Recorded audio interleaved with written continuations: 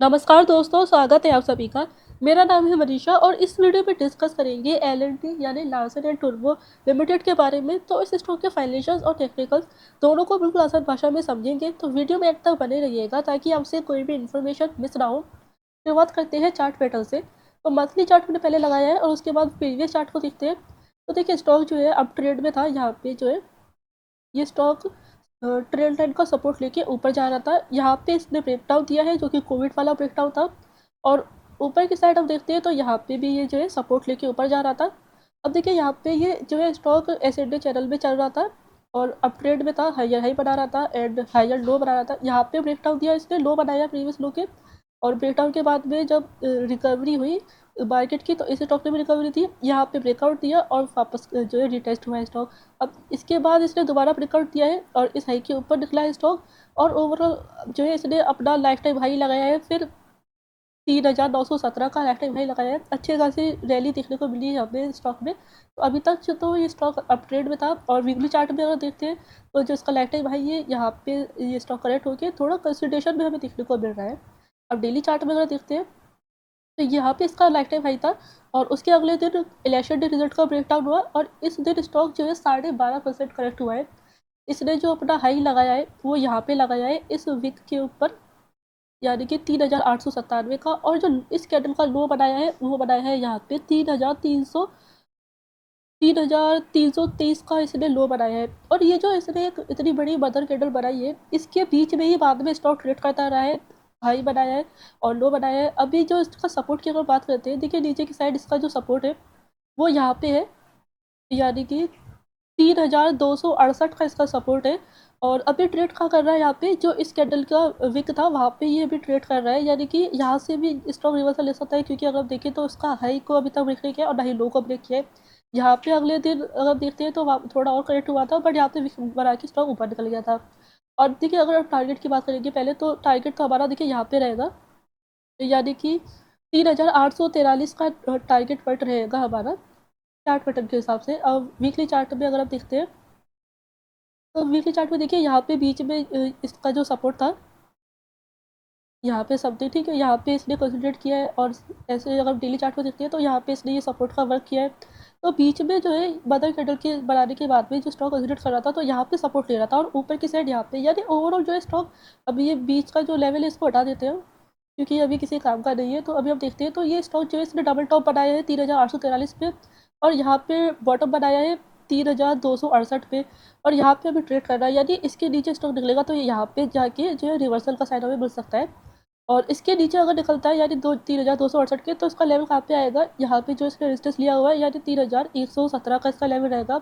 देखिए, स्टॉक का जो अगर बात करते हैं तो ये जो स्टॉक है इसका निफ्टी में वेटेज है 3.7% का, काफ़ी ज़्यादा वेटेज है। 8वां सबसे हाईएस्ट वेटेज का ये स्टॉक है निफ्टी में। तो निफ्टी में जब करेक्शन हुआ इसराइल की वॉर की वजह से, 1 तारीख को वॉर हुई और अगले दिन निफ्टी गैप डाउन ओपन हुआ। निफ्टी तब से लेकर अभी तक करेक्शन में, और ये स्टॉक भी साथ में अभी तक करेक्शन में, ये भी गैप डाउन ओपन हुआ था। और इसके बाद में ये स्टॉक अभी यहाँ पे ट्रेड कर रहा है। और आज के दिन न्यूज़ आई है कि जो पहले ईरान ने हमला किया था इसराइल पे, तो आज इसराइल ने भी ईरान पे हमला कर दिया है। और आज मार्केट क्लोज है, कल भी मार्केट क्लोज रहेगा संडे को। तो सैटरडे संडे के बाद मंडे को जो है हमें देखने को मिल सकता है कि मार्केट में और ज़्यादा करेक्शन हमें देखने को मिल सकता है। तो जो ये स्टॉक है ईजिली इस लेवल को ब्रेक कर सकता है। और ऊपर से अगर हम इसकी बात करते हैं फाइनेंशियल्स की, तो देखिए इसका जो इसकी अगर हम जियोग्राफिकल प्रेजेंस की बात करते हैं, देखिए इसका ऑर्डर बुक में 62% डोमेस्टिक लेवल पे इसका प्रेजेंट है, यानी इंडिया के अंदर 16% यूएसए से, यूरोप से, और 3% रेस्ट ऑफ द वर्ल्ड से, और 19% मिडिल ईस्ट से। 19% जो है काफ़ी बड़ा इनका जो इनके जो रेवेन्यू है 19% मिडिल ईस्ट से आते हैं। और मिडिल ईस्ट में यानी कि कोई भी अगर प्रॉब्लम होती है तो इस स्टॉक पे सीधा सीधा हमें असर देखने को मिलेगा। और साथ में अगर बात करें तो जो यूबीएस फर्म है, यूबीएस जो ब्रोकरेज फर्म है, इन्होंने इसकी रेटिंग डाउन करी है। जो इनका टारगेट प्राइस था पहले वो 4,330 का था, अभी 4,000 कर दिया है और बाय से न्यूट्रल रेटिंग करती है। अभी भी जो इनका टारगेट है वो अपसाइड का मोमेंटम ही एक्सपेक्ट कर रहे हैं, बट टारगेट प्राइस कट किया गया है और 4,000 का रखा गया है। बट अगर मेरे हिसाब से तो इसको यहाँ पे एग्जिट कर देना चाहिए स्टॉक को, क्योंकि यहाँ पे काफ़ी इंपॉर्टेंट सपोर्ट रहेगा। 4,000 तक का वेट नहीं करना चाहिए। इसके अलावा जो टारगेट प्राइस कट करने का रीज़न है, एक तो इनकी डिपेंडेंसी मिडिल ईस्ट पे ज़्यादा है, 19% का रेवेन्यू मिडिल ईस्ट से है। इनके ऑर्डर्स वहाँ से है। और साथ में जो है इनकी जो कंपनी की ग्रोथ इंटेक है वो पीक पर है अपनी, यानी इन्हें अब जो एसिस्टिंग ऑर्डर्स है उन पे फोकस करना चाहिए, उनके एग्जीक्यूशन पे, ना कि और ज़्यादा ऑर्डर्स लेने चाहिए। तो ये सारी चीज़ें हैं जिस वजह से इनके टारगेट प्राइस थोड़े कट किए गए हैं, और आने वाले समय में हमें ये जो स्टॉक है कुछ दिनों में 3117 के लेवल पे देखने को मिल सकता है इजीली, क्योंकि एक तो मार्केट सेंटीमेंट डाउन रहेगा वॉर की वजह से, और साथ में इसका तो सीधा सीधा कनेक्शन मिडिल ईस्ट से है, 19% रेवेन्यू मिडिल ईस्ट से। तो ये स्टॉक जो है हमें थोड़ा गिरता हुआ देखने को मिल सकता है, और यहाँ पे अगर रिवर्सल लेता है तो हम यहाँ पे एंट्री बना सकते हैं, और अपना टारगेट प्राइस जो रखेंगे वो इस लेवल का, यानी 3843 का रख सकते हैं। अभी कंपनी के अगर फाइनेंशियल्स की और साथ में हम देखते हैं कि इसका जो रिजल्ट्स है वो भी आने वाले हैं 30 तारीख को, यानी 4 दिन बाद इसके रिजल्ट्स हैं, तो हमें रिजल्ट तक का वेट करना चाहिए। और रिजल्ट्स की अगर हम बात करते हैं तो क्वार्टरली बेसिस पे हम देखते हैं, तो देखिए इसका हम देखें तो एक जनरल पैटर्न ये है कि मार्च में इसके जो रेवेन्यू है वो हाईएस्ट रहते हैं, जून में लो रहते हैं, सितंबर में हाई रहते हैं, और दिसंबर में हाइयर रहते हैं, एंड देन अगेन मार्च में जो है हाईएस्ट रहते हैं। तो इसके रेवेन्यू जो है, रेवेन्यू में हमें थोड़ा फ्लक्चुएशन देखने को मिलता है, क्योंकि मार्च में फाइनेंशियल ईयर भी ऐड होता है, तो इनका जो बिलिंग साइकिल है, या जो जिस तरह से ये कंपनी वर्क करती है, तो इनके मार्च में सबसे ज़्यादा इनके रेवेन्यू रहते हैं। उसके बाद अगर आप देखते हैं तो दिसंबर और मार्च में रेवेन्यू ज़्यादा रहती है, क्योंकि इनका मेन बिजनेस जो है वो कंस्ट्रक्शन और इंफ्रास्ट्रक्चर से रिलेटेड है। तो इनको इनकी जो सीजनल डिमांड रहती है वो ड्राई सीजन में ज़्यादा रहती है। फिर जून में जो है इनको प्रोजेक्ट थोड़े कम रहते हैं, यानी रेवेन्यू कम रहते हैं, और सितंबर में और ज़्यादा बढ़ते हैं। तो अभी हम देखते हैं तो अगले क्वार्टर के रिजल्ट जो है उसमें हमें रेवेन्यू तो डेफिनेटली बढ़ के देखने को मिलेंगे, बट अगर देखते हैं तो प्रीवियस क्वार्टर से जो है प्रॉफिट कम हुए हैं, 5,013 करोड़ से घट के 3,445 करोड़ के हुए। तो अभी हम देखते हैं तो पिछले साल से अगर कंपेयर करते हैं तो 3,096 से बढ़ के 3,445 करोड़ के नेट प्रॉफिट हुए। और सितंबर क्वार्टर से जैसे कि रेवेन्यू हमें बढ़ के देखने को मिलेंगे, जून से जाएंगे तो इस क्वार्टर से भी जो है हमें रेवेन्यू अगले क्वार्टर में बढ़ के देखने को मिल सकते हैं, और प्रॉफिट्स भी, और सितंबर से तो डेफिनेटली जो है बढ़ के देखने को मिलेंगे। मार्च के क्वार्टर को बीट करने के लिए, अगर मार्च के क्वार्टर के जो इसके प्रॉफिट्स है 5,013 करोड़ के, इसको बीट करने के लिए तो हमें मार्च के क्वार्टर का ही वेट करना पड़ेगा, क्योंकि तब इनके जो रेवेन्यू हाईएस्ट रहते हैं। तो अभी के लिए तो हम एक्सपेक्ट कर सकते हैं कि इस क्वार्टर से और ईयर पे, यानी पिछले साल के सितंबर क्वार्टर से ज़्यादा हमें प्रॉफिट देखने को मिलेंगे, तो जो स्टॉक में हमें रिकवरी देखने को मिल सकती है इस क्वार्टर के बाद में। तो इस स्टॉक को अगर आप बाय करना चाहते हैं तो 3-4 दिन का वेट कर लीजिए रिजल्ट का, तब आप इसको बाय करने की सोच सकते हैं। उससे पहले जो इसके लेवल्स वगैरह सारे आपको साथ डिस्कस कर चुके हैं, सो इनको आप मार्क करके रखिएगा। अब फाइनेंशियल की बात करते हैं तो लार्ज कैप कंपनी है, 4,57,378 करोड़ का मार्केट कैप है इसका, पी 34.4 का है, इंडस्ट्री पी 34 का है, इंडस्ट्री पी के बराबर ही इसका पी चल रहा है, आर ओ सी 13.4% का है, आर ओ ई 14.7% का है, डेट 1.35 का है, एंड बुक वैल्यू 5.29 की है।